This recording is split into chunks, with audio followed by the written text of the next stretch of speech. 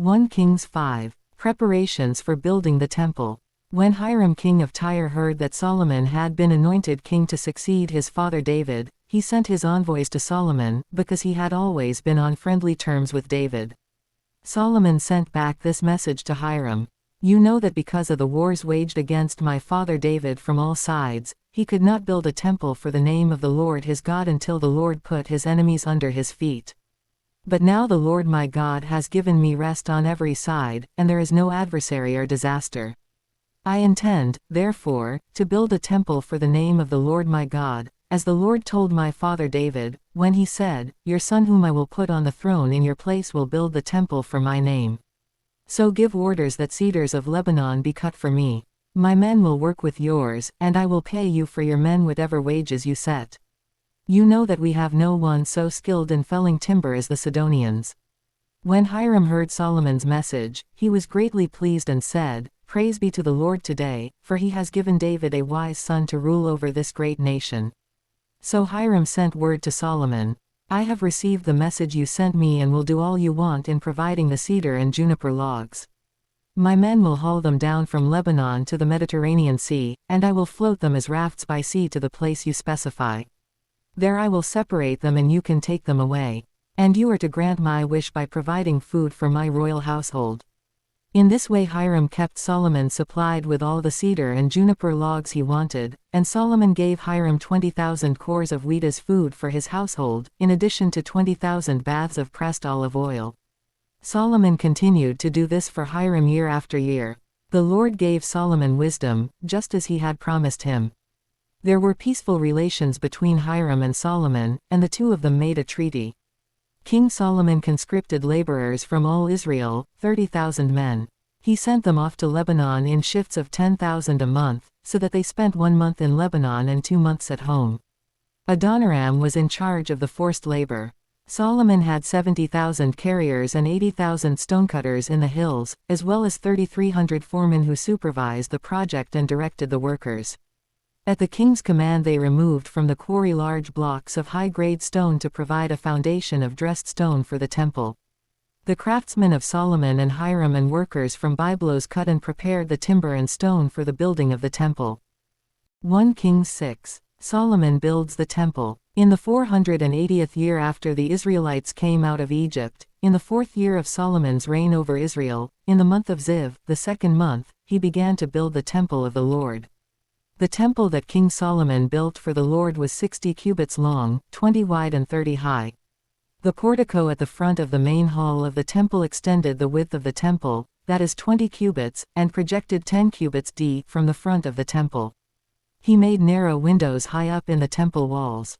Against the walls of the main hall and inner sanctuary he built a structure around the building, in which there were side rooms. The lowest floor was 5 cubits wide, the middle floor 6 cubits and the third floor 7. He made offset ledges around the outside of the temple so that nothing would be inserted into the temple walls. In building the temple, only blocks dressed at the quarry were used, and no hammer, chisel or any other iron tool was heard at the temple site while it was being built. The entrance to the lowest floor was on the south side of the temple, a stairway led up to the middle level and from there to the third. So he built the temple and completed it, roofing it with beams and cedar planks. And he built the side rooms all along the temple. The height of each was 5 cubits, and they were attached to the temple by beams of cedar. The word of the Lord came to Solomon, As for this temple you are building, if you follow my decrees, observe my laws and keep all my commands and obey them, I will fulfill through you the promise I gave to David your father. And I will live among the Israelites and will not abandon my people Israel. So Solomon built the temple and completed it. He lined its interior walls with cedar boards, paneling them from the floor of the temple to the ceiling, and covered the floor of the temple with planks of juniper. He partitioned off 20 cubits at the rear of the temple with cedar boards from floor to ceiling to form within the temple an inner sanctuary, the most holy place. The main hall in front of this room was 40 cubits long. The inside of the temple was cedar, carved with gourds and open flowers. Everything was cedar, no stone was to be seen. He prepared the inner sanctuary within the temple to set the Ark of the Covenant of the Lord there. The inner sanctuary was 20 cubits long, 20 wide and 20 high. He overlaid the inside with pure gold, and he also overlaid the altar of cedar. Solomon covered the inside of the temple with pure gold, and he extended gold chains across the front of the inner sanctuary, which was overlaid with gold. So he overlaid the whole interior with gold. He also overlaid with gold the altar that belonged to the inner sanctuary. For the inner sanctuary he made a pair of cherubim out of olive wood, each 10 cubits high. One wing of the first cherub was 5 cubits long, and the other wing 5 cubits, 10 cubits from wing tip to wing tip. The second cherub also measured 10 cubits, for the 2 cherubim were identical in size and shape. The height of each cherub was 10 cubits. He placed the cherubim inside the innermost room of the temple, with their wings spread out. The wing of one cherub touched one wall, while the wing of the other touched the other wall, and their wings touched each other in the middle of the room. He overlaid the cherubim with gold. On the walls all around the temple, in both the inner and outer rooms, he carved cherubim, palm trees and open flowers. He also covered the floors of both the inner and outer rooms of the temple with gold. For the entrance to the inner sanctuary he made doors out of olive wood that were 1/5 of the width of the sanctuary. And on the 2 olive wood doors he carved cherubim, palm trees and open flowers, and overlaid the cherubim and palm trees with hammered gold. In the same way, for the entrance to the main hall he made doorframes out of olive wood that were 1/4 of the width of the hall. He also made 2 doors out of juniper wood, each having 2 leaves that turned in sockets. He carved cherubim, palm trees and open flowers on them and overlaid them with gold hammered evenly over the carvings. And he built the inner courtyard of 3 courses of dressed stone and 1 course of trimmed cedar beams. The foundation of the temple of the Lord was laid in the 4th year, in the month of Ziv. In the 11th year in the month of Bul, the 8th month, the temple was finished in all its details according to its specifications. He had spent 7 years building it. 1 Kings 7. Solomon builds his palace. It took Solomon 13 years, however, to complete the construction of his palace. He built the palace of the forest of Lebanon 100 cubits long, 50 wide and 30 high, with 4 rows of cedar columns supporting trimmed cedar beams. It was roofed with cedar above the beams that rested on the columns, 45 beams, 15 to a row. Its windows were placed high in sets of 3, facing each other. All the doorways had rectangular frames, they were in the front part in sets of 3, facing each other. He made a colonnade 50 cubits long and 30 wide. In front of it was a portico, and in front of that were pillars and an overhanging roof. He built the throne hall, the hall of justice, where he was to judge, and he covered it with cedar from floor to ceiling. And the palace in which he was to live, set farther back, was similar in design. Solomon also made a palace like this hall for Pharaoh's daughter, whom he had married. All these structures, from the outside to the great courtyard and from foundation to eaves, were made of blocks of high-grade stone cut to size and smoothed on their inner and outer faces. The foundations were laid with large stones of good quality, some measuring 10 cubits and some 8. Above were high-grade stones, cut to size, and cedar beams. The great courtyard was surrounded by a wall of 3 courses of dressed stone and 1 course of trimmed cedar beams, as was the inner courtyard of the temple of the Lord with its portico. The temple's furnishings. King Solomon sent to Tyre and brought Hiram, whose mother was a widow from the tribe of Naphtali and whose father was from Tyre and a skilled craftsman in bronze. Hiram was filled with wisdom, with understanding and with knowledge to do all kinds of bronze work. He came to King Solomon and did all the work assigned to him. He cast 2 bronze pillars, each 18 cubits high and 12 cubits in circumference. He also made 2 capitals of cast bronze to set on the tops of the pillars, each capital was 5 cubits high. A network of interwoven chains adorned the capitals on top of the pillars, 7 for each capital. He made pomegranates in 2 rows encircling each network to decorate the capitals on top of the pillars. He did the same for each capital. The capitals on top of the pillars in the portico were in the shape of lilies, 4 cubits high. On the capitals of both pillars, above the bowl-shaped part next to the network, were the 200 pomegranates in rows all around. He erected the pillars at the portico of the temple. The pillar to the south he named Jachin and the one to the north Boaz. The capitals on top were in the shape of lilies. And so the work on the pillars was completed. He made the sea of cast metal, circular in shape, measuring 10 cubits from rim to rim and 5 cubits high. It took a line of 30 cubits to measure around it. Below the rim, gourds encircled it, 10 to a cubit. The gourds were cast in 2 rows in one piece with the sea. The sea stood on 12 bulls, 3 facing north, 3 facing west, 3 facing south and 3 facing east. The sea rested on top of them, and their hindquarters were toward the center. It was a handbreadth in thickness, and its rim was like the rim of a cup, like a lily blossom. It held 2,000 baths. He also made 10 movable stands of bronze, each was 4 cubits long, 4 wide and 3 high. This is how the stands were made. They had side panels attached to uprights. On the panels between the uprights were lions, bulls and cherubim, and on the uprights as well. Above and below the lions and bulls were wreaths of hammered work. Each stand had 4 bronze wheels with bronze axles, and each had a basin resting on 4 supports, cast with wreaths on each side. On the inside of the stand there was an opening that had a circular frame 1 cubit deep. This opening was round, and with its basework it measured 1.5 cubits. Around its opening there was engraving. The panels of the stands were square, not round.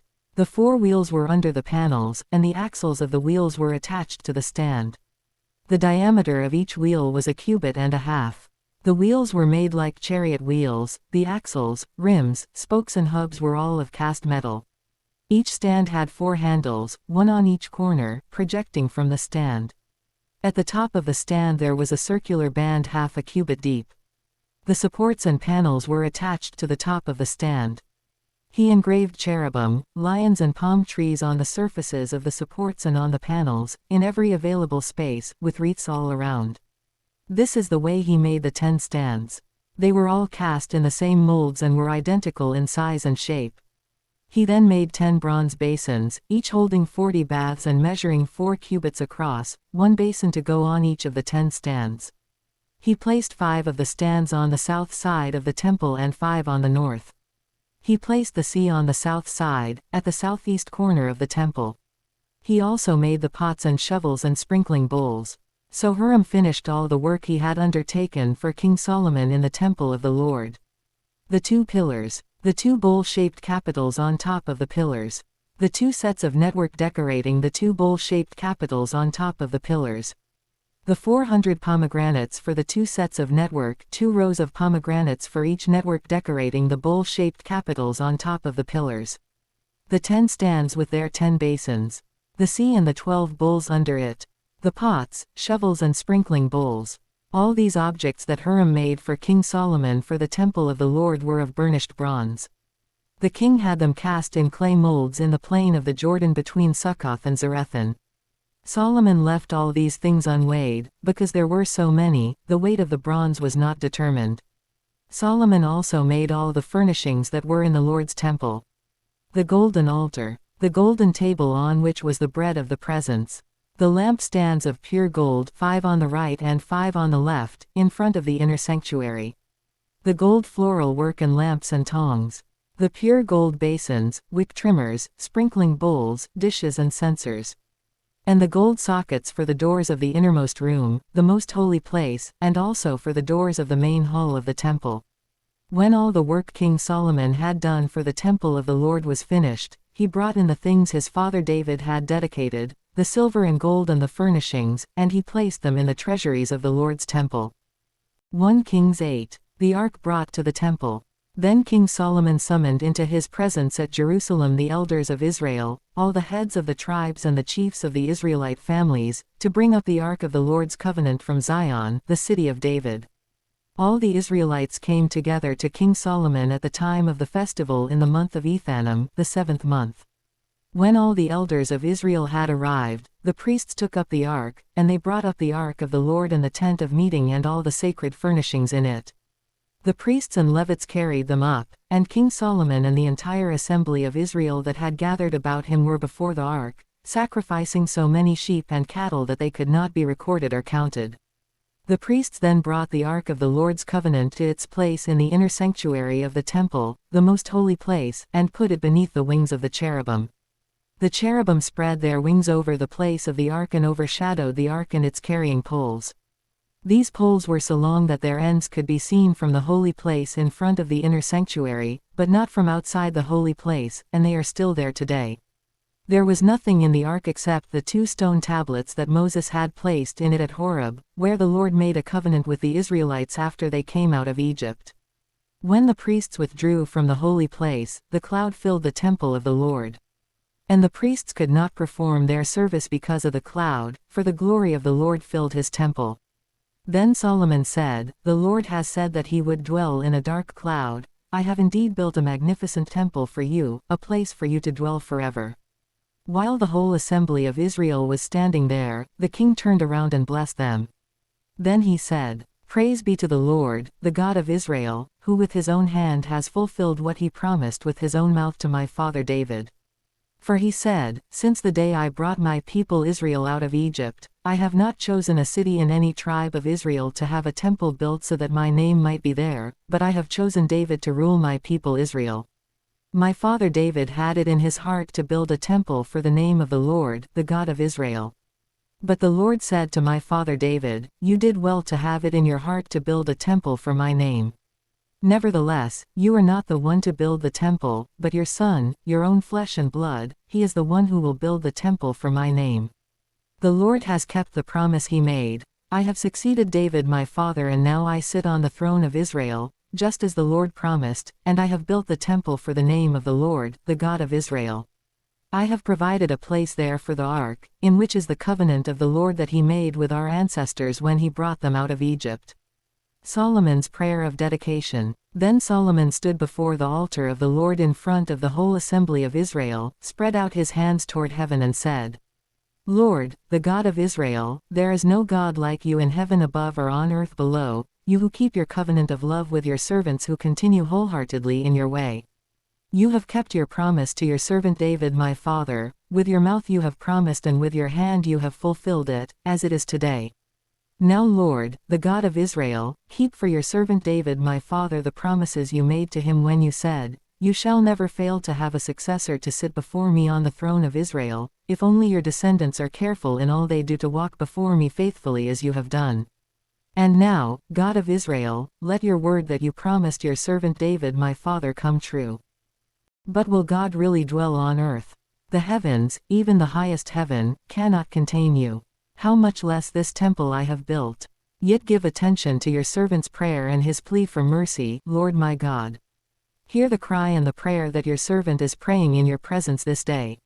May your eyes be open toward this temple night and day, this place of which you said, My name shall be there, so that you will hear the prayer your servant prays toward this place.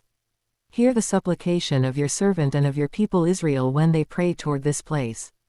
Hear from heaven, your dwelling place, and when you hear, forgive. When anyone wrongs their neighbor and is required to take an oath and they come and swear the oath before your altar in this temple, then hear from heaven and act. Judge between your servants, condemning the guilty by bringing down on their heads what they have done, and vindicating the innocent by treating them in accordance with their innocence. When your people Israel have been defeated by an enemy because they have sinned against you, and when they turn back to you and give praise to your name, praying and making supplication to you in this temple, then hear from heaven and forgive the sin of your people Israel and bring them back to the land you gave to their ancestors. When the heavens are shut up and there is no rain because your people have sinned against you, and when they pray toward this place and give praise to your name and turn from their sin because you have afflicted them, then hear from heaven and forgive the sin of your servants, your people Israel. Teach them the right way to live, and send rain on the land you gave your people for an inheritance. When famine or plague comes to the land, or blight or mildew, locusts or grasshoppers, or when an enemy besieges them in any of their cities, whatever disaster or disease may come, and when a prayer or plea is made by anyone among your people Israel, being aware of the afflictions of their own hearts, and spreading out their hands toward this temple, then hear from heaven, your dwelling place.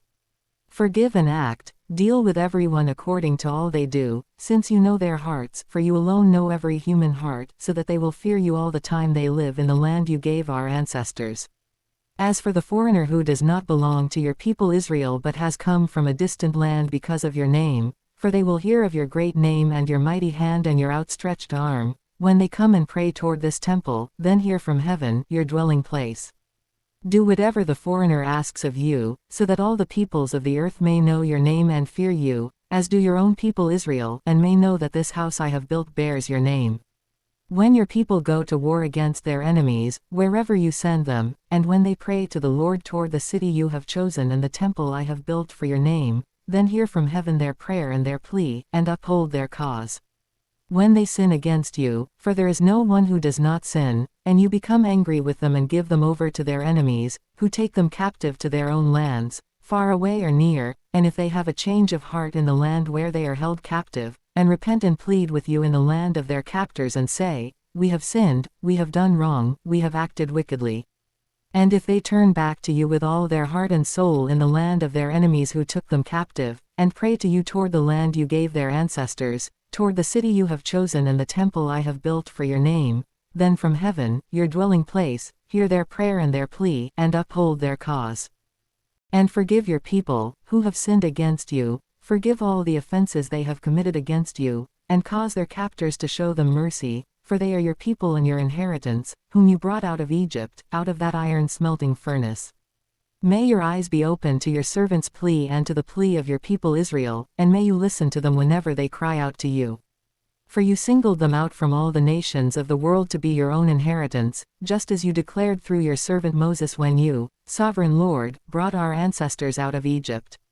When Solomon had finished all these prayers and supplications to the Lord, he rose from before the altar of the Lord, where he had been kneeling with his hands spread out toward heaven. He stood and blessed the whole assembly of Israel in a loud voice, saying, Praise be to the Lord, who has given rest to his people Israel just as he promised. Not one word has failed of all the good promises he gave through his servant Moses. May the Lord our God be with us as he was with our ancestors, may he never leave us nor forsake us. May he turn our hearts to him, to walk in obedience to him and keep the commands, decrees and laws he gave our ancestors.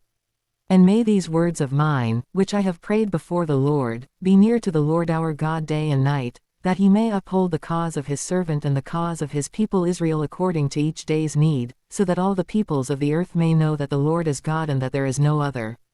And may your hearts be fully committed to the Lord our God, to live by his decrees and obey his commands, as at this time. The dedication of the temple. Then the king and all Israel with him offered sacrifices before the Lord. Solomon offered a sacrifice of fellowship offerings to the Lord, 22,000 cattle and 120,000 sheep and goats. So the king and all the Israelites dedicated the temple of the Lord. On that same day the king consecrated the middle part of the courtyard in front of the temple of the Lord, and there he offered burnt offerings, grain offerings and the fat of the fellowship offerings, because the bronze altar that stood before the Lord was too small to hold the burnt offerings, the grain offerings and the fat of the fellowship offerings. So Solomon observed the festival at that time, and all Israel with him, a vast assembly, people from Labo-Hamath to the Wadi of Egypt. They celebrated it before the Lord our God for 7 days and 7 days more, 14 days in all. On the following day he sent the people away. They blessed the king and then went home, joyful and glad in heart for all the good things the Lord had done for his servant David and his people Israel.